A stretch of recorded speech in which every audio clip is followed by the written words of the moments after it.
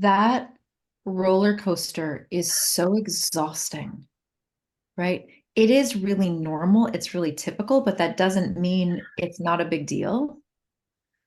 I read something the other day that normal in the medical world just means that we know that this happens. It doesn't mean that it's okay. Like when you talk about some symptoms or some things that are happening because of grief and somebody says, "Oh, don't worry, that's normal."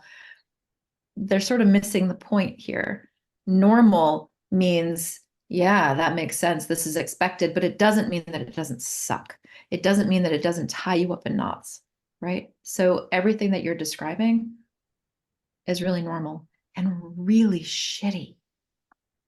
It's exhausting. And then you add in that layer of insight where you know this kind of intense fluctuation cannot be good for all of the systems that are impacted by stress, right? It's like when you're really stressed out, hearing that stress impacts your health adds more stress to that situation. Like we're not helping it.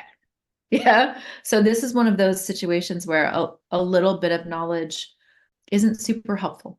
So I think one of the ways to deal with this is to like do those concentric rings, step outside of it, right? Use that overwhelm with the fluctuation as a cue rather than as a problem to solve. What I mean by that is we tend to get stuck in it, get really sticky in it, like, oh crap, this stress is going to affect me, but the stress makes sense. But then the stress of this, like we tend to get tangled in it.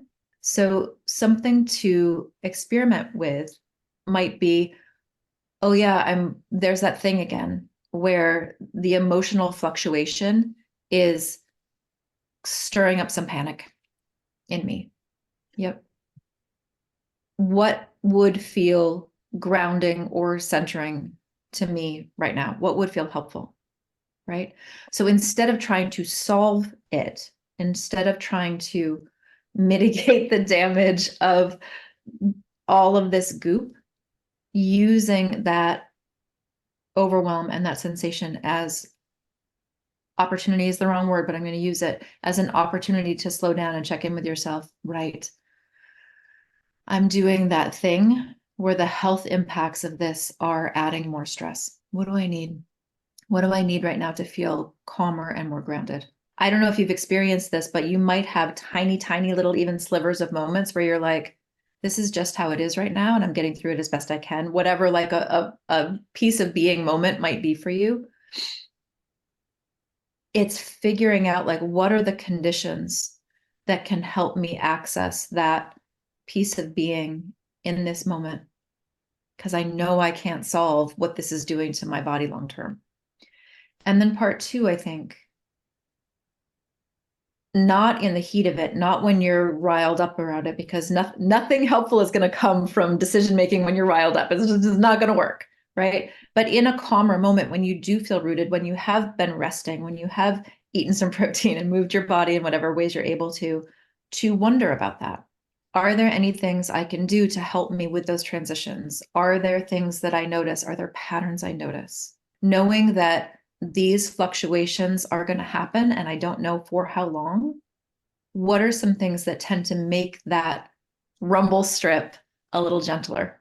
And what are the things that make it worse, right? It's sort of that recon of wellness worseness from both It's Okay and from the journal. Like, what makes this dissonance harder and what makes it a little bit more gentle?